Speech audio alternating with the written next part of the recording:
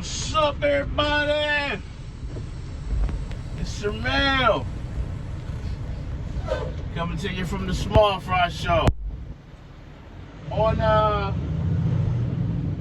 this video here, I'm gonna give y'all my honest review of the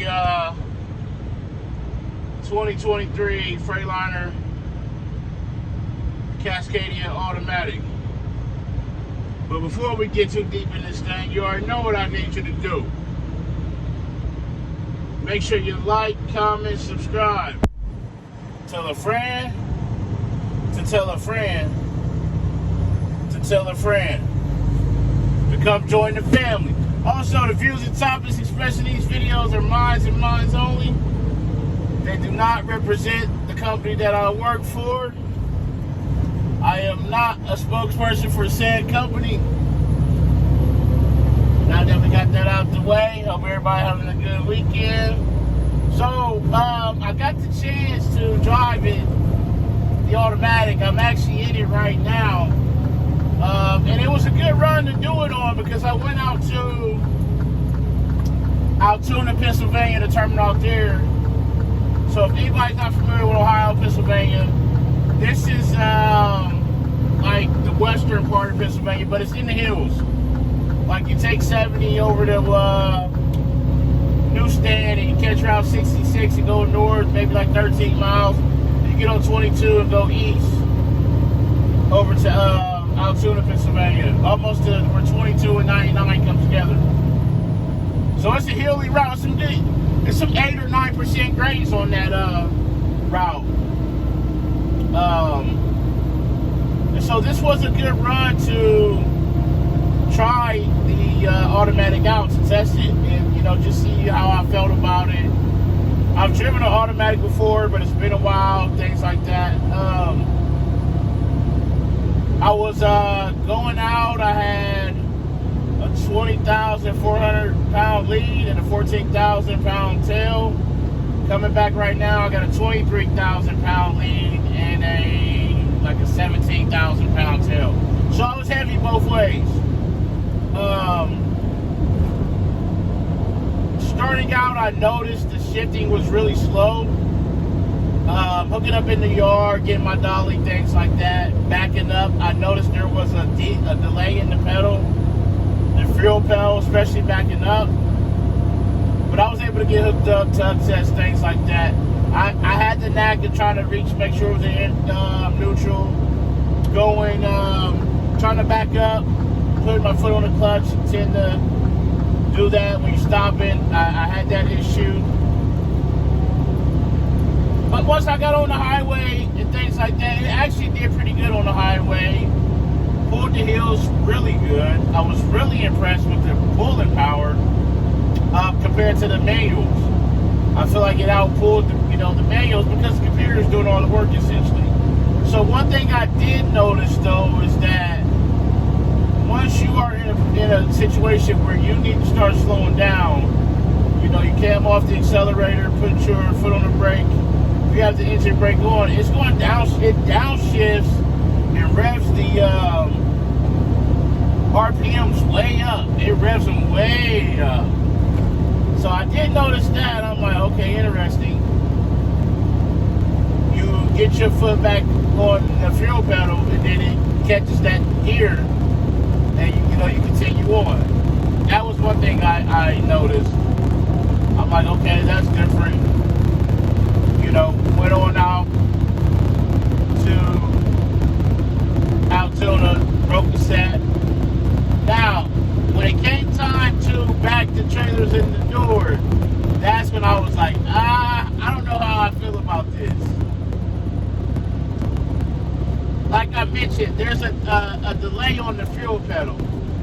So when you hit the fuel pedal, like its fuel, then it surges. So backing it into a door, you got the rubber pads. So when the trailer hits the rubber pads, it bounces itself back out. It's not like you hit it and stop. So you almost had to feather it to be real gentle. And at one point, I thought I was going to have to double foot it.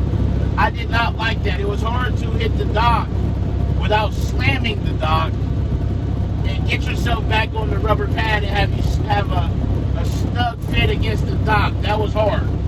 I did not like that. I'm like, this could be tough right here.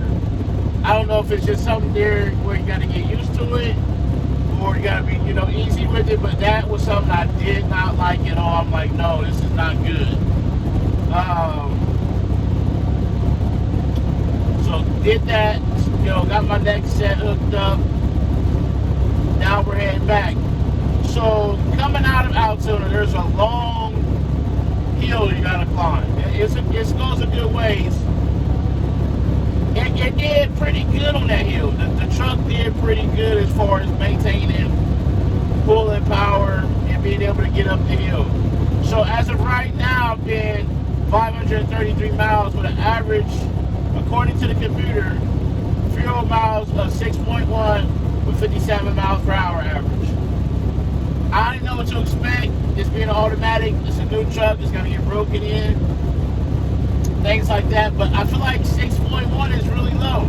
Like I said, I know I was heavy both ways, and I know I was in the hills, and this is a new tractor. But I just feel like that's the 6.1 is really low. I wouldn't have thought that. Now what I'll do when I get back to the yard, I'll run my total miles versus how many gallons I put in, and then I'll divide that and then see what the actual miles per gallon was compared to the computer. The computer could be off a little bit, but if I had to rate overall how I feel about the truck, I'd say a 6 out of 10. I'm okay with it. A little more than a half, but not too much. That being able to back into a dock really concerns me, because on the weekends or even during the week, you go to these terminals, and there's going to be times you're going to be, need to back trailers in the doors, and I can just see somebody slamming into the door, or hitting it hard and bending the back of the trailer or something. I can just see something happening that I didn't like that. Now I did try the manual mode out. Climbing the hill, it was kind of lugging itself, where I felt it should have downshifted, so I threw it in the manual, hit the paddle down like I showed y'all in the previous video, and I was able to go ahead and get that lower gear and climb the hill that way. And it stays in manual until you kick it back out of manual. Up raises the gears like I showed y'all, down, paddle down, lowers the gear. So I was able to do that, and I went on and kicked it back into auto or whatever, and kind of went on up the hill. So like I said, pulling power, I'm very impressed. Very impressed with the way it pulled. I'm worried about the winter. I am, because you're not going to be able to rock these out of a rut. Oh, also, the air pressure has to be all the way built up 120 to be able to go. If you try to put it in drive or reverse, it'll give you a message saying low air pressure. The transmission may not be able to be activated or something like that. If you try to put it in drive, it just stays in neutral. Try to reverse, same thing. Air pressure has to be 120 before you can take off. It's not like a manual where it's like 100 or 90. You push the button, put your brakes in, take off, it's going to build. And these aren't like that. You have to have that air pressure built up to 120 to be able to drive these things, because the transmission and gears is all air driven. So that's something to remember. Backing up, let me know you ain't gonna be able to rock these out of a rut. The downshifting concerns me. It does. Just right now I put my foot on the brake. It downshifts to 11, shot the RPMs up to 1700. I put my foot back on the gas. It goes to 12, I'm back to 1200. That concerns me. I don't think it's strong enough to throw you into a spin, but it does concern me in the winter weather. We are in Ohio, we get winter weather. So I guess it's just overtime will tell, during the winter will tell, but I couldn't pass up the opportunity to hop in this tractor today. This guy works Sunday through Thursday, so I knew he wouldn't run with it tonight. So I couldn't pass up the opportunity to hop in it and go give it a test, especially on the run that I went on. Typical headlights, man. I don't know why they don't get better headlights, especially when it's raining. These headlights are terrible. You almost can't see anything. The seat feels pretty comfortable. All the buttons I showed you are there. The lane departure warning is it's lower. It's a lower tone. That is important. That's the same as a rumble strip. You get on the line, it's supposed to go off. Yeah, it goes off when it shouldn't, but if you got a situation where you're sleepy and you fell asleep and that thing needs to wake you up and you're drifting, it needs to be loud and obnoxious. That's how the other trucks work. This is quiet. It's quiet. So that's a little disappointing, but other than that, man, it's a standard line haul truck. Nothing, no, basic trucks. But I just wanted to hop on here tonight and just get my quick opinion on it. They're coming, so we ain't gonna have no choice but to get used to it, especially out of my terminal. I'm out of a bulk break, and we get new trucks every year, so it's something that we just gonna have to get used to, man. Work through it, get used to. I still got a tendency to want to reach for the shifter and whatnot, but one day at a time, as I say. And we got 3 of them in service now, plus a sleeper truck, a team truck.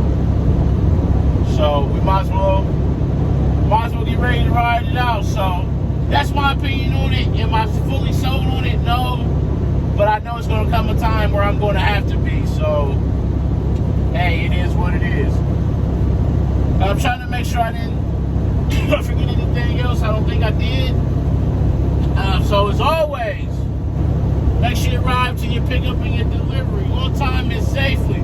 Call your loved ones. Tell them you love them. Love on somebody today. But most importantly, be the reason that somebody smiles today. The world needs it now more than ever. It's Sir Mel coming to you from the one and only Small Fry Show, and I'm out. Peace.